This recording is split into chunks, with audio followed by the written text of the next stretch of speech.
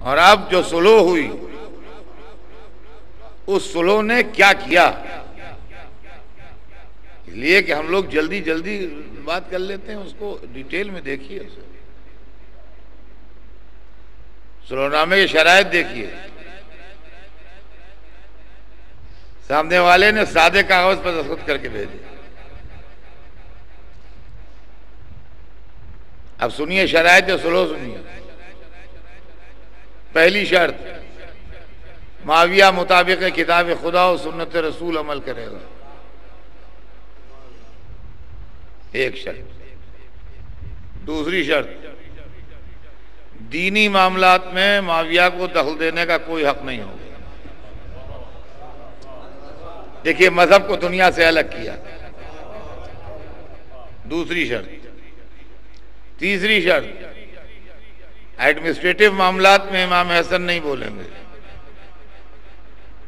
یہ تیسری شرط تھی۔ چوتھی شرط، شیعیان علی جہاں جہاں ہیں ان کا جان مال عزت آبرو محفوظ رہے گا۔ پانچویں شرط، معاویہ اگر امام حسن کی زندگی میں فوت ہو جائے تو حکومت امام حسن کو پلٹ آئے گی، اور اگر امام حسن پہلے دنیا سے رخصت ہو جائیں تو معاویہ کے بعد حکومت امام حسین کو مل جائے گی۔ یہ چوتھی شرط۔ پانچویں شرط، حضرت علی کے اوپر جو ممبر سے نازیبہ کلمے استعمال ہوتے ہیں ود امیجیٹ ایفیکٹ بند کیے جائیں گے۔ چھٹی شرط، اہواز و فارس کا خراج ہمیشہ معاویہ امام حسن کو دیتا رہے گا۔ خراج مانے ریوینیو، یہ دیتا رہے گا۔ پہلی چیز اس کے اندر یہ بھی غور کر لیجئے کہ خراج ہمیشہ ہارا و جیتے ہوئے کو دیتا ہے۔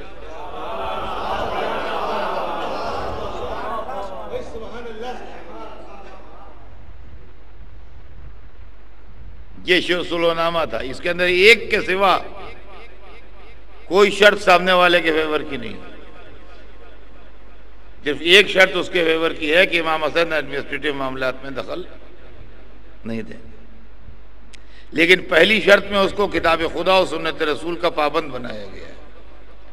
دوسری شرط میں دنیاوی مذہبی معاملات اس کے ہاتھ سے بالکل نکال لیے گئے ہیں۔ تیسری شرط میں شیعوں کی جان و مال کے تحفظ کی ذمہ داری لی گئی ہے۔ چوتھی شرط میں حکومت کا انجام بتایا گیا ہے۔ پانچویں شرط میں علی کی شان میں جو گستاخی تھی اس کو منع کیا گیا ہے۔ چھٹی شرط میں خراج کی بات کی گئی ہے۔ اب اس کے اندر دو چیزیں اور قابل غور ہیں، اس کو بھی آپ لوگ سمجھیے، اور یہ بھی ہمارے بچے اور نوجوان جو ہیں اس کو غور کریں۔ ایک گروہ وہ ہے جو کہتا ہے ارے ماتم مجلس یہ وہ سب، ارے یہ تو بہت بات چیزیں شیعہ اس زمانے میں تھے کہاں، شیعہ تو بہت بات کی پیداوار ہیں، ایران میں صفوی پیریڈ میں شیعہ پیدا ہو گئے ورنہ شیعوں کا کوئی وجود نہیں تھا۔ یہ شیعوں کا وجود نہیں تھا تو امام حسن کے صلح نامے میں سن 41 ہجری میں کہ ان کے جان و مال کے تحفظ کی ذمہ داری لی جائے۔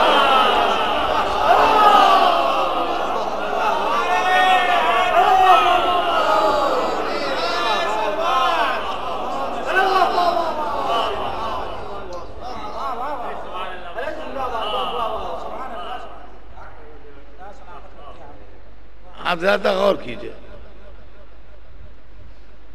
یہ کس کی جان و مال کی تحفظ کی ذمہ داری کہ شیعان علی محفوظ رہیں گے؟ شیعان علی ہیں کہاں، وہ تو کئی سو برس کے بعد پیدا ہوں گے، ابھی کہاں شیعان علی؟ اب ہر کتاب میں دیکھ لیجئے، جس کتاب کو اٹھا کے دیکھ لیجئے، یہ کوئی ایسی نایاب زمانہ کتاب نہیں، کوئی بھی تاریخ ہے آپ اس میں دیکھ لیجئے، یہ ملے گا آپ کو لکھا ہوا۔ تو شیعہ کہاں سے آ گئے بھائی اس زمانے میں؟ اچھا اور سنیے، ایک الزام ہم پہ اور ہے، وہ بھی زبردستی کا۔ امام حسن ہمارے لیڈر ہیں، اور سامنے والا جس سے سلو ہو رہی ہے وہ ان کا لیڈر ہے کہ نہیں ہے بات؟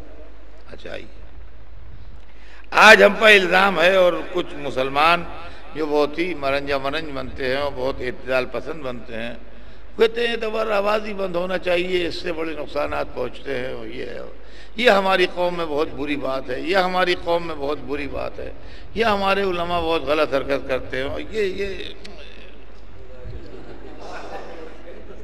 آپ ہسٹری پڑھیے، علماء کی بات جانے دیجئے۔ ہمارے امام نے اس کو بند کرنے کی کوشش کی تھی